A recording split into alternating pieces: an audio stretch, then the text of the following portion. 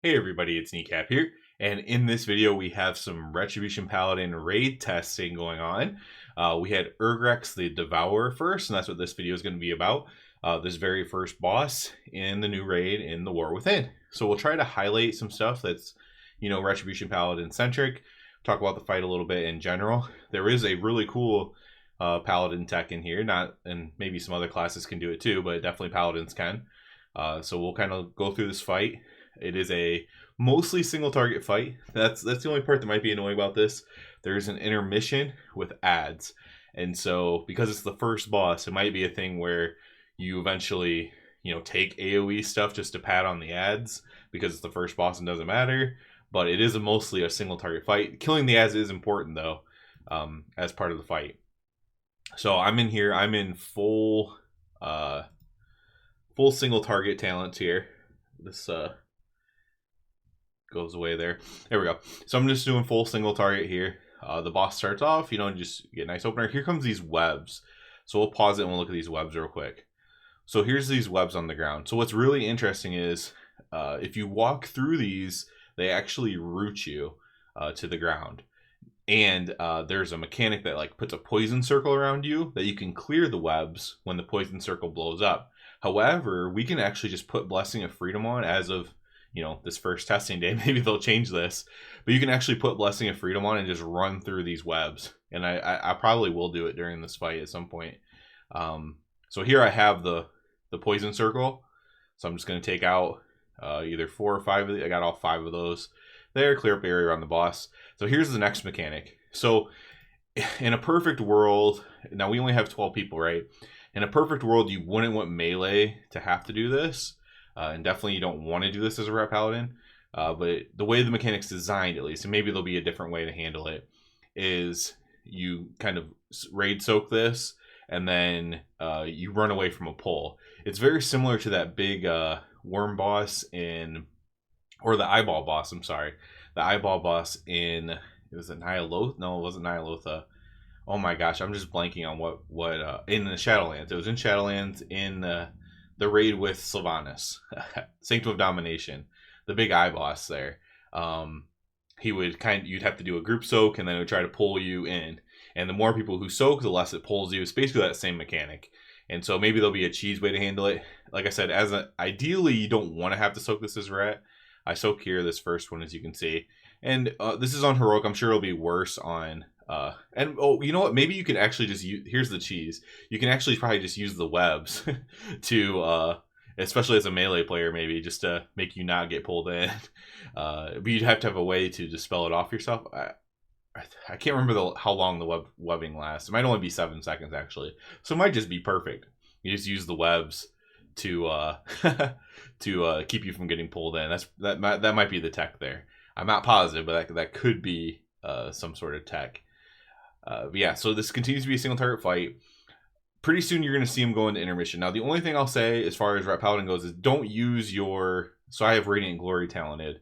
You wouldn't want to use your stuff right as he's about to go into intermission, unless you're going to get the full execution sentence off or whatever, right? And if you're in single target.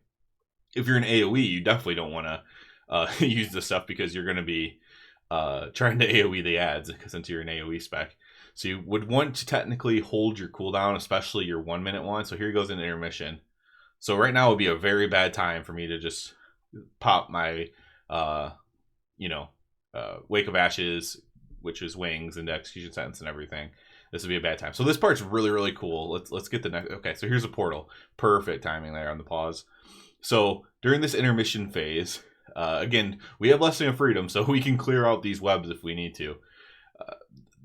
He comes through portals and he charges through, and this does a ton of damage if you get hit. So you basically are just looking out, dodging, and as this is happening, little bugs are hatching or coming out, and the tanks are going to be picking those up. So they need to be picked up and, preferably killed as well as this is happening. But you really want to make sure you dodge this, and it's a pretty wide thing you have to dodge. Like you can get clipped by it pretty easy if you're not careful.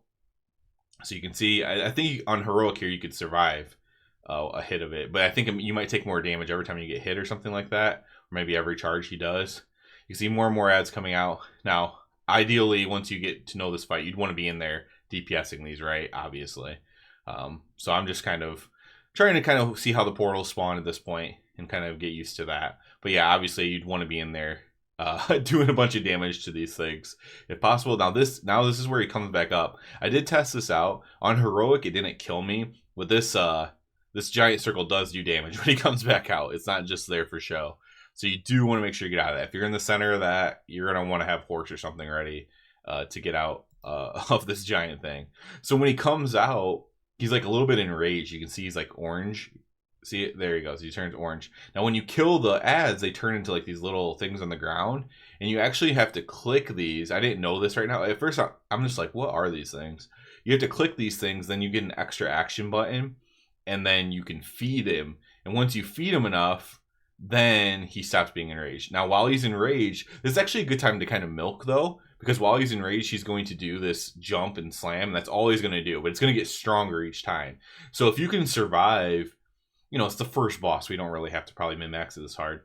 But if you can survive multiple of these jumps, so there's a second jump, taking everybody to about half health. So maybe we could even survive a third jump. I don't know. But you can kind of time it to where you're milking the boss a little bit while he's not doing any mechanics, right? At this point, we are just DPSing. And not having to do anything. Healers are just healing, AoE healing everybody. But then you feed them enough, and then it goes out.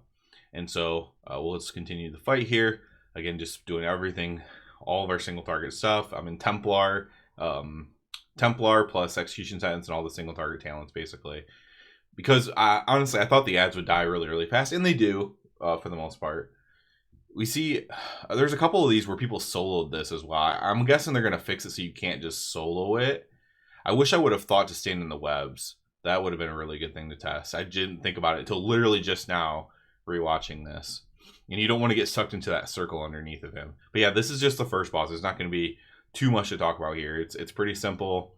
Do your rotation. Clear some webs for people if you want to. But if you need the webs for the suck, obviously don't clear them all. So here I am rooted.